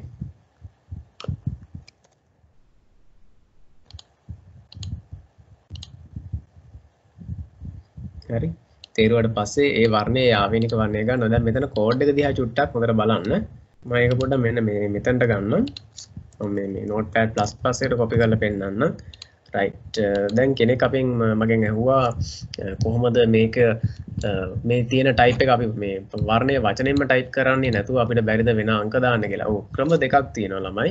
එකක් තමයි මේ RGB ආකාරයෙන් ආකෘතියෙන් වර්ණ දෙන්න පුළුවන් colors දෙන්න පුළුවන් මේ text එකට. හරිද? දැන් මම ඒකම මම මෙතනින් පෙන්නුවොත් හරි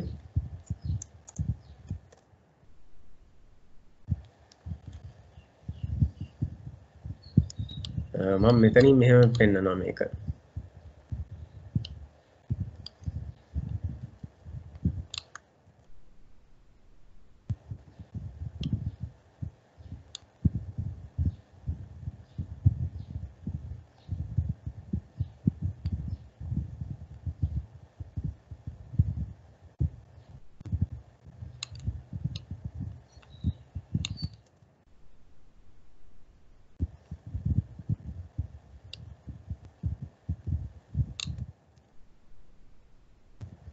බලමු මේ ක්‍රමයට ගිහිල්ලා මේක හරියයිද කියලා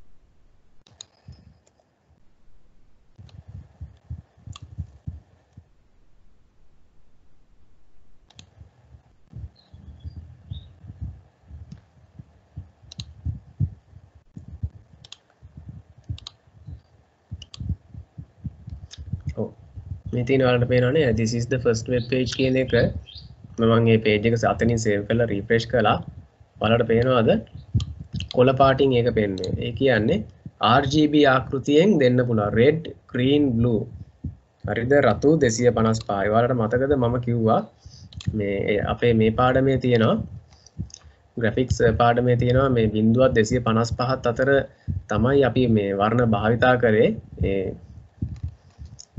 අපි යූස් කළේ දැන් මේ තියෙන්නේ අර ඔයාලගේ ප්‍රශ්නෙට උත්තරේ දැන් මගෙන් අහුවා මේ ආකාරයෙන් අපිට වචනෙන් දෙන්න පුළුවන් නම් ගහලම මෙහෙම දෙන්න පුළුවන් හරිද දැන් මේ එක්සර්සයිස් එක තමයි මම ඔයාලට මේ කරලා පෙන්නන්නේ අපිට එහෙම තියෙද්දි මේ හෙක්සාඩෙසිමල් ආකෘතියෙන් දරුවනේ අපිට එහෙමත් දෙන්නත් පුළුවන්කම තියෙනවා හරිද මේ තියෙන හෙක්සාඩෙසිමල් ආකෘතියෙන් අපිට වර්ණ දෙන්න පුළුවන් ක්‍රමය තමයි මේ තියෙන්නේ හරිද එහෙමත් නැතුව මම RGB ෆෝමැට් එකකුත් මෙතනින් දුන්නා. ඒ කොහොම කළත් කොහොමද තියෙන්නේ? දැන් මම ඒකම වෙනස් කරලා දැන් එකම එක මම ආයෙ පෙන්නන්නම් අර විදියට. ආකෘති තුනකින්ම දෙන්න පුළුවන් අපිට.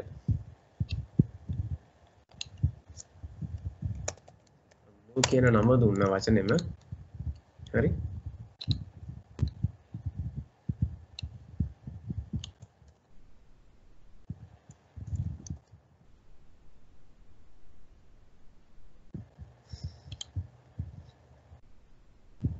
දැන් අපිට ඕන මෙන්න මෙහෙම කම්බිනේෂන් එකක් දෙන්නත් පුළුවන්. අපි බලමු f අකුරු 4යි 0 2යි හැෂ්ටැග් එක ගහුවාම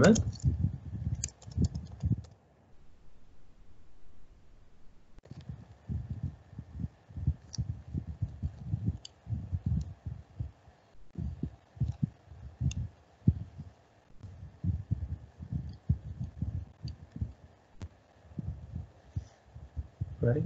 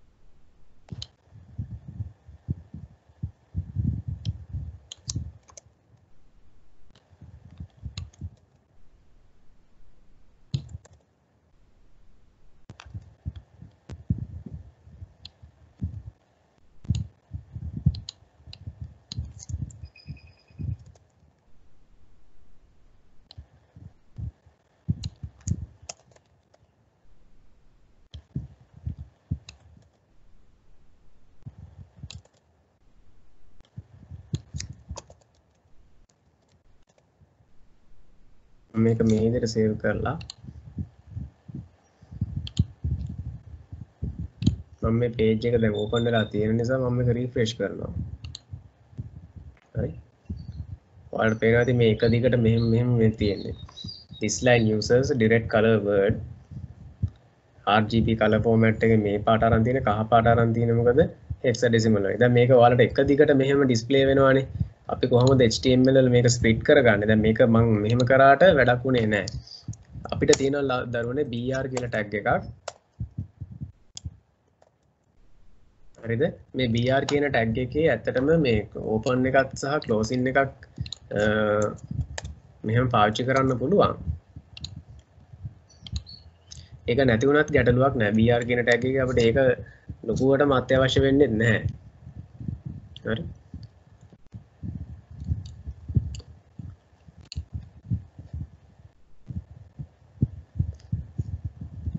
හරිද? දැන් මේ කහ පාටින් තියෙන නිසා මේ අන්තිම එක පේනවද දන්නේ නැහැ. ඉතින් මේ විදිහටත් අපිට මේ යූස් කරන්න පුළුවන් වර්ණ. හරි. අපි ටිකක් මෙන්න මේ වගේ බේසිකලි තියෙන page එකක් නිර්මාණය කරන්නේ කොහොමද කියන එක අපි ටිකක් බලමු මුලදී. අපි ඉදිරි පාඩම් වලදීත් අපි මේ HTML තව අලුත් tags ගැන ඉගෙන ගමු. මේකේ මෙන්න මේ කොටස. හරි. ශ්‍රී ලංකා කියන ටයිටල් එක අපිට දෙන්න කියලා තියෙන්නේ.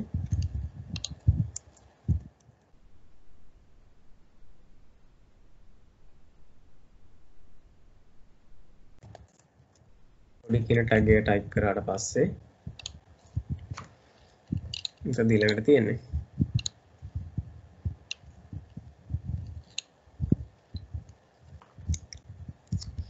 හරිද? ඊළඟට තියෙන මෙන්න මෙහෙම වැදගත් එකක්. මොකද්ද? H2 කියලා එකක් තියෙනවා. හරි?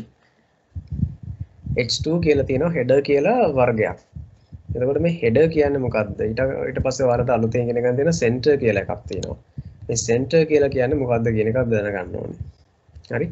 header කියලා කියන්නේ දැන් සාමාන්‍ය web page එක නිර්මාණය කරද්දී මාතෘකාවක් අපිට නිතරම දකින්න ලැබෙනවා නම් මෙන්න මේ විදිහ එකක්. ඒක ටිකක් ලොකුවට highlight කරලා emphasize කරලා පෙන්නන්න ඕන වුණාම අපිට මේ header කියන tag එක use කරන්න පුළුවන්කම තියෙනවා. හැබැයි header කියනකොට මෙහෙමයි. ඒක තියෙන ක්‍රමානුකූලව H1 සිට H6 දක්වා කිහිපයක් අපිට තියෙනවා. යොදා ගන්න පුළුවන් ඒවා. H1 to H6. හරිද? දැන් අපි ඉස්සර චුට්ටක් මේ header කියන tag එක අපි ඉගෙන ගත්තොත් මම මුලදී ඒක පැහැදිලි කරන්නම්. H1 කියන වල ඉඳලා H6 වල වෙනස.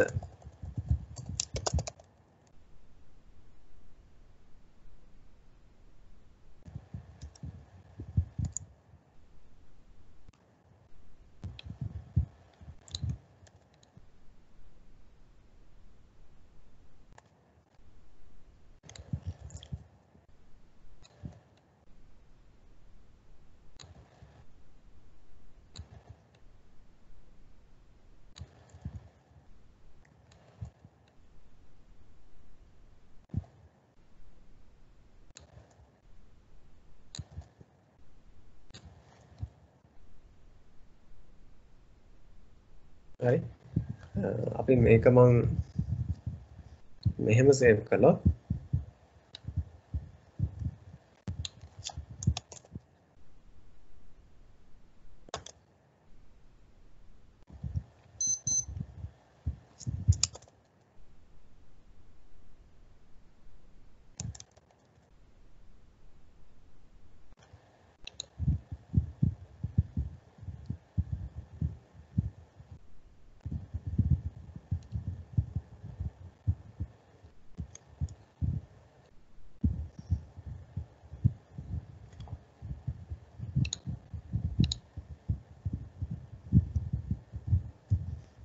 හරි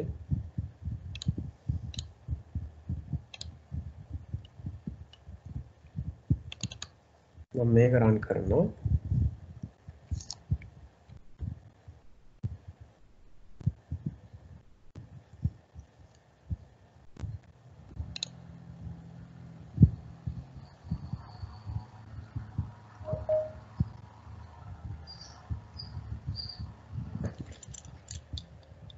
මම දැන් ඔයගොල්ලන්ට වෙනස පේනවා ඇති මේ header tag එකේ මොකද්ද වෙන්නේ කියලා h1 ඉඳලා මේ විදිහට ඔයාලට පේනවා ඇති මේ header 1 h1 කියන්නේ ගොඩාක් ලොකු header එකක් ඊට පස්සේ ඔහොම ගිහිල්ලා h6 වෙනකන් මේ බලනකොට මේක කුඩා වෙනවා හරිද ඔක තමයි header tags වල තියෙන විශේෂත්වය හරි ඉතින් දැන් සමහර වෙලාවට MCQ වලත් ඉඳලා හිටලා එකක් දෙයක් වගේ අහනවා දැන් h1 මේ header tags වල කොහොමද එන්නේ කියන එක h1 ඉඳලා h6 වෙනකන්ද h7 වෙනකන්ද එහෙමත් අහනවා මතක තියාගන්න h7 කියලා එකක් නැහැ h6 කියලා එකක් විතරයි ඩිෆයින් කරලා තියෙන්නේ හරිද එතකොට ඒකත් මතක තියාගන්න header කියන tag එක ඉතින් දැන් අපි ඊළඟට බැලුවේ මේ මෙතනදී මෙන්න මේක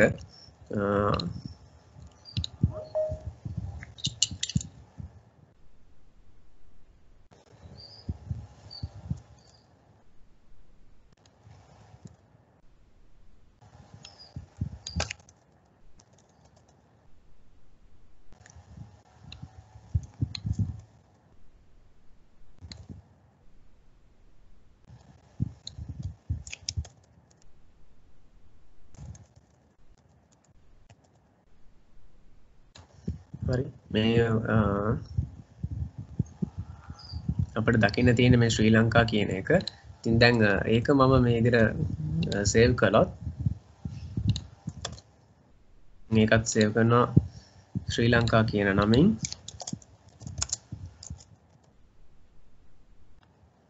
හරි ඒක මම ඕපන් කළොත් හරි next to කියන level එකේ මේක පෙන්නනවා. දැන් ඔයාලට පේනද මේක web page එක එක කොනකට තියෙන්නේ. දැන් අපිට මේ පොතේ තියෙන උදාහරණය හැටියට දරුවනේ මේක කොහාටද යන්න ඕනේ? මේක page එකේ මැදට එන්න ඕනේ. නේද? page එකේ මැදට එනවා නම් මොකද්ද අපිට කරන්න වෙලා තියෙන්නේ? අපිට center කියලා tag එකක් තියෙනවා ළමයි. අපිට ඒක පාවිච්චි කරන්න පුළුවන් මේ වෙලාවේ. center කියන tag එක use කරා නම් අපිට අපේ header එක ගන්න පුළුවන් මේ පැත්තට. එතකොට h2 එකට පස්සේ දැන් බලන්න tag එකකට පස්සේ තව tag එකක් දානවා නම් කොහොමද ඒක වෙන්නේ? center ඒ tag එක ගහුවට පස්සේ ඒකෙම closing tag එකක් ගහන්න ඕනේ මෙතන. හරි. දැන් අපි ඉස්සෙල්ලා දැන් මේ වැඩේ කරලා ඉමුකෝ. right. මම මේක save කළා. save කළා මම මෙතන web browser එක දැන් open කරලානේ තියෙන්නේ මේ file එක open නේ. මම මේක මේ මොකද කරන්නේ මම මේක රිෆ්‍රෙෂ් කරනවා හරි රයිට් ඔන්න රිෆ්‍රෙෂ් කරාම ඔන්න සෙන්ටර් කියන ටැග් එක මෙහෙට ආවා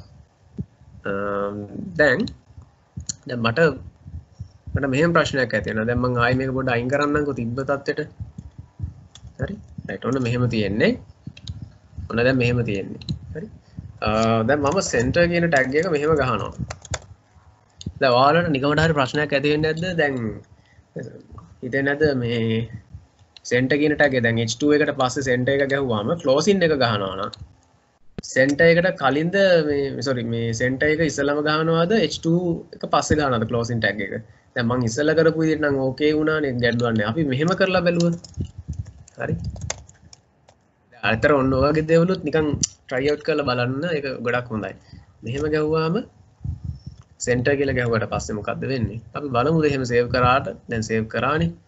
page එක refresh කරලා බලන්න ඒත් ගැටලුවක් නැහැ. හරි. කොහොම හරි opening tag එකකට පස්සේ closing tag එකක් තියෙනවා නම් ගැටලුවක් නැහැ. හැබැයි ඒ අතරමැද තියෙන ඒවට මේක ඉෆෙක්ට් වෙනවා කියන එකත් මතක තියාගන්න ඕනේ. හරිද? දැන් center කියන tag එක අපි දැන් සාමාන්‍ය practice එකක් විදිහට අර ඔයාලට මතකයි නේද අපි මේ Pascal පාඩමේදී ECU code කරා වගේ නේද?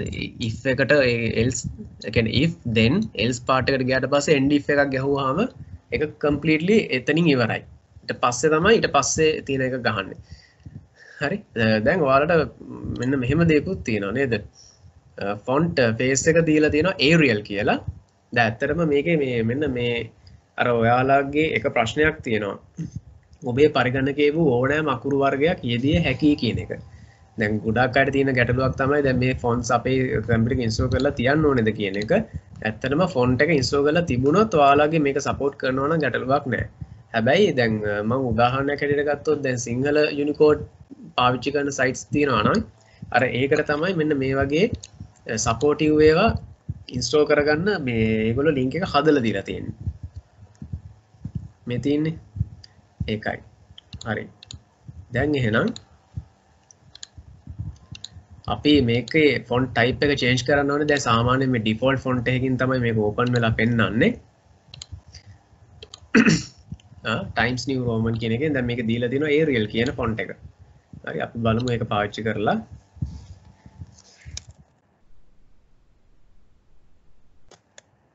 font face කියන attribute එක use කරලා නේ අපි Arial කියන එක දෙන්න. පාටක් දෙනවා blue කියලා. මතක තියාගන්න මේ font කියන tag එක තමයි මේ තාම පාවිච්චි වෙන්නේ අපි. ඒක නිසා font කියන tab එකේ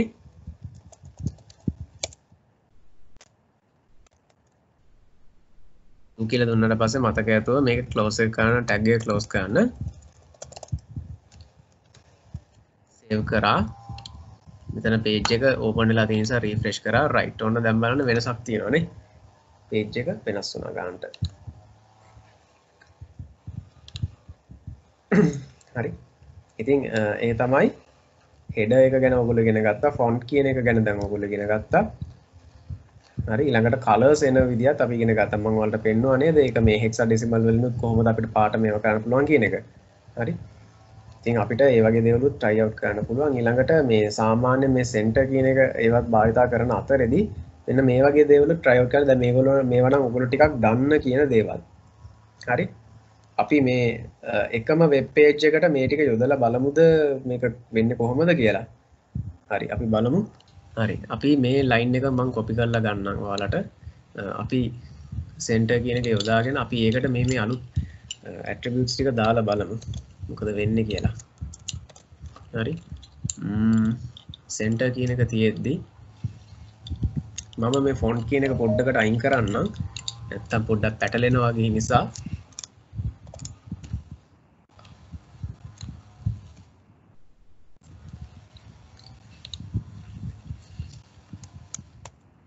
බලමුද මේ bold කියන tag එක පාවිච්චි කරලා. දැන් මේ b කියන එක යොදාගන්නේ bold කියන tag එකට. හරි.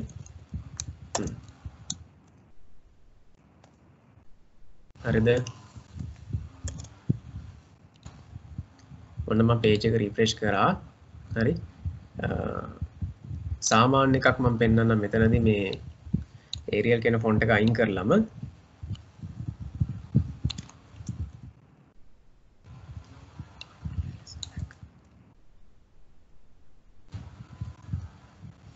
හරි.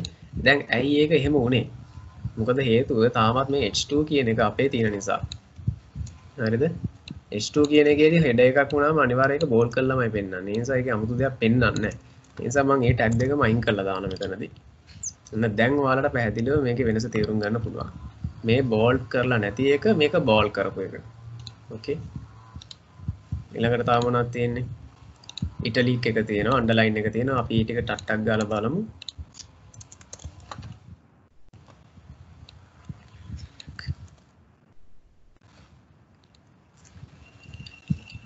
හරි.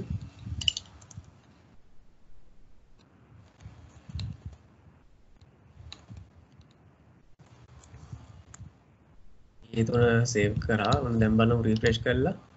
රයිට් ඔන්න ඉටලික් අන්ඩර්ලයින් එකක් තියෙනවා. ඊට පස්සේ තව මොකද තියෙන්නේ?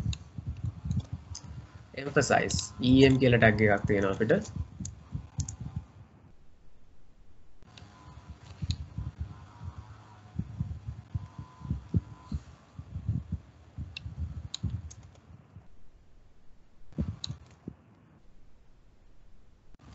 හරි බලමු emphasize කියන්නේ මොකක්ද?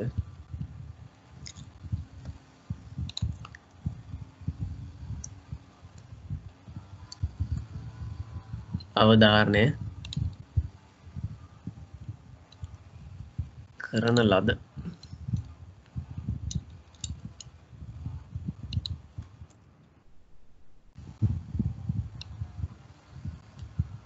මෙන්න මේකත් හරි වැදගත්. සබ්ස්ක්‍රිප්ට් එකයි සුපර්ස්ක්‍රිප්ට් එකයි කියන එක කොහොමද අපි කරන්නේ?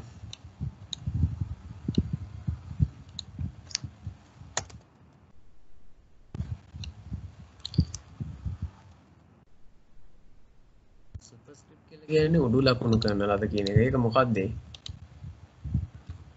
ඒක දැන් ඔහොම පෙන්නනවට වඩා මෙන්න මෙහෙම පෙන්නන එකේ පොඩ්ඩක් තියෙනවා chance එකක්.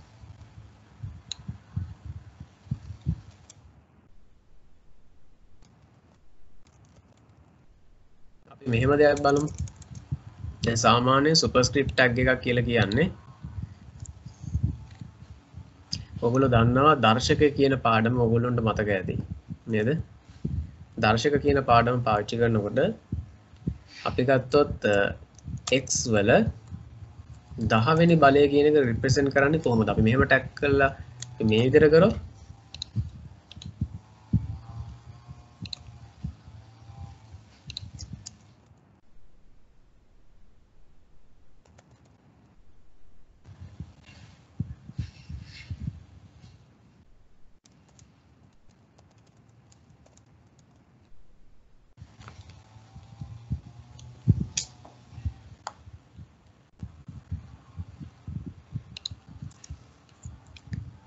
හරිද?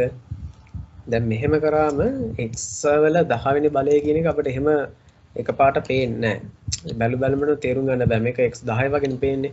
එතකොට බලය කියන කොටස නිරූපණය කරන්න අපිට මේ සුපර් කියන එක සබ් කියන එක ටැග් එක පාවිච්චි කරන්න පුළුවන්.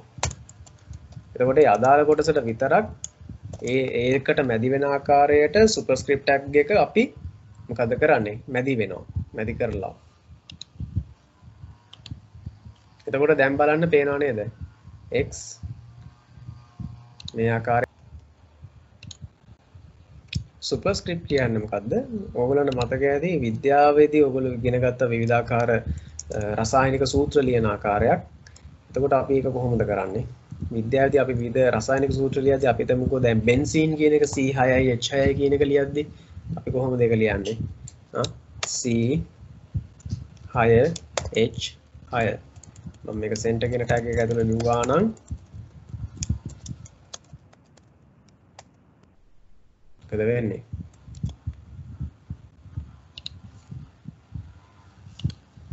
ඔයාලට පේනවද මෙතන C සහ H6 අතර වෙනසක් පෙන්වන්නේ නැහැ නේද?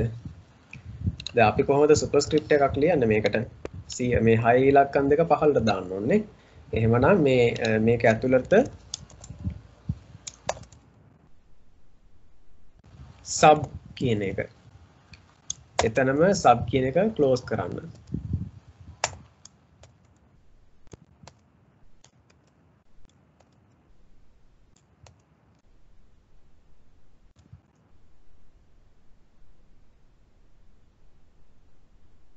හරිද?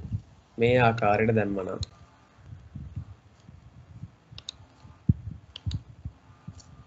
හරිද? එතකොට ඔයාලට පේනවා නේද C6යි H6යි කියන එක ලස්සනට ආවා.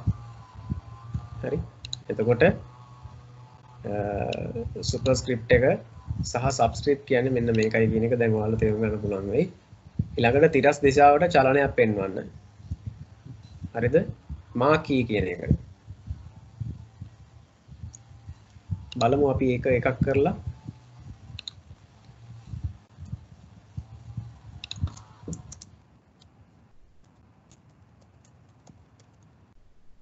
marquee කියලා ගහලා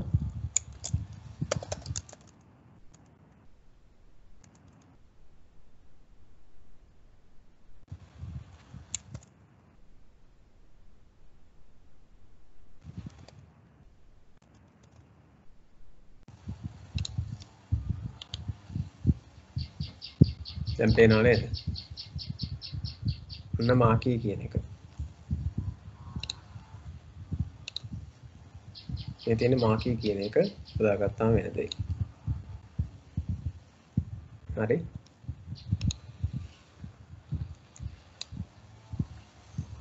ඉතින් අර මම කිව්වා වගේ මේ w3schools.com ගියා නම් අපිට මේ වගේ ගොඩක් දේවල් try out කරන්න පුළුවන්. අද දවසේ පාඩම අවසන් කරන්න කලින් අපි බලමුද මෙන්න මේ ක්‍රියාකාරකමත් මෙහෙමම කරලා. හරි. අපි එතකොට ඊළඟ දවසේ ඉඳලා අපි image කියන එක ගැන කතා කරමු. අපි අද පාඩම අවසන් කරන්න අපි මේක කතා කරමු මේ විදිහට. right. අපි ගමු අලුත්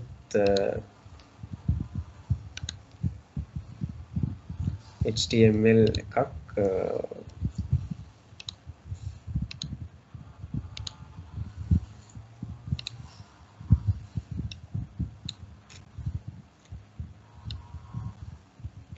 text formatting ගැන තමයි අපිට මේක ඉගෙන ගන්න තියෙන්නේ.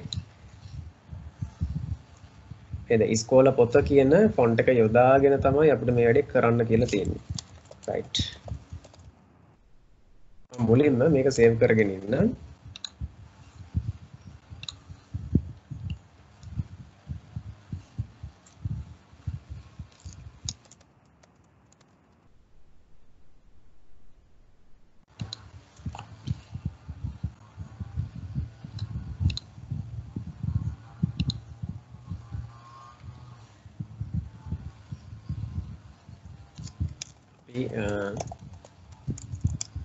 opening එකත් එක්කම closing එක ගහුවා.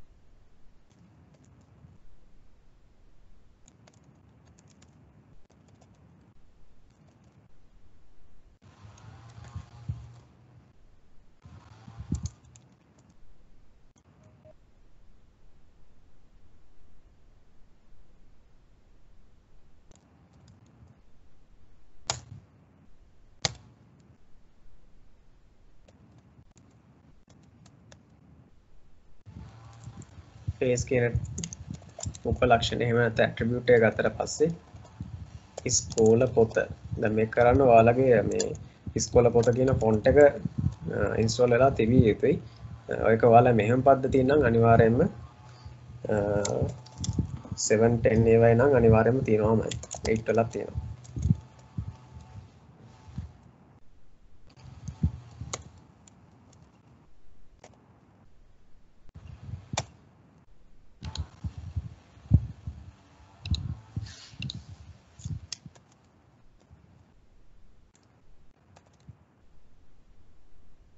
හරි පාසලේ නම දෙන්න පුළුවන්.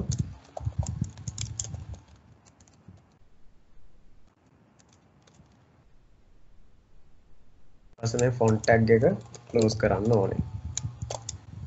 අනිවාර්යෙන්. ඉතින් අපිට තියෙනවා මේ වගේ ලයින්ස් කීයක් තියෙනවද? 1යි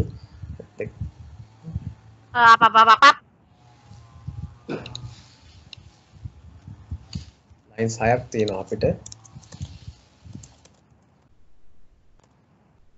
right අපි ඒ විදිහට අරගෙන අපි බලමු මේවා change කරන්න අනුක්‍රමයෙන් h6 දක්වා යනවා.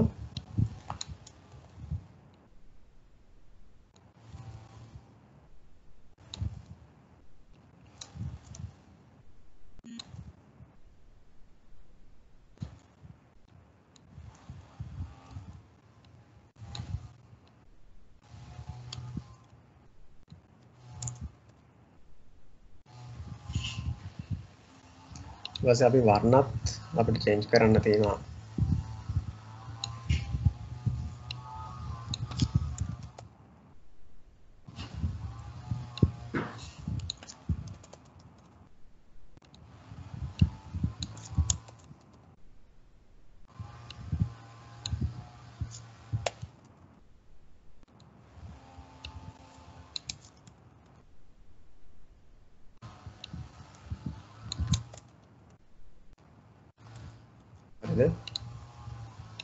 හොඳයි. මේක දැන් සේව් කරගත්තා මම control S press කරලා text formatting එක තමයි මම මේක සේව් කරේ. හරි. දැන් ඔයාලට බලා ගන්න පුළුවන් කොහොමද මේවා තියෙන්නේ කියන එක. ඉතින් ඔන්න බලන්න අපේ ක්‍රියාකාරකම මේ කරපු වැඩේ කොහොමද තියෙන්නේ කියන එක. නේද? එන්න headers ටික අපි මෙහෙම අඩු වෙලා ගිහින් තියෙනවා. හරි. වර්ණ අපි අර දැන් කලින් යොදාගත්තේ නැති જાතියේ වර්ණත් අපිට දකින්න පුළුවන්. ඉතින් මේ දක්වා ඉතින් අපි ඉගෙන ගත්ත ටික ඔයගොල්ලෝ try out කරලා බලන්න. එහෙනම් අපි අද දවසට අපි පාඩම එහෙනම් නතර කරමු.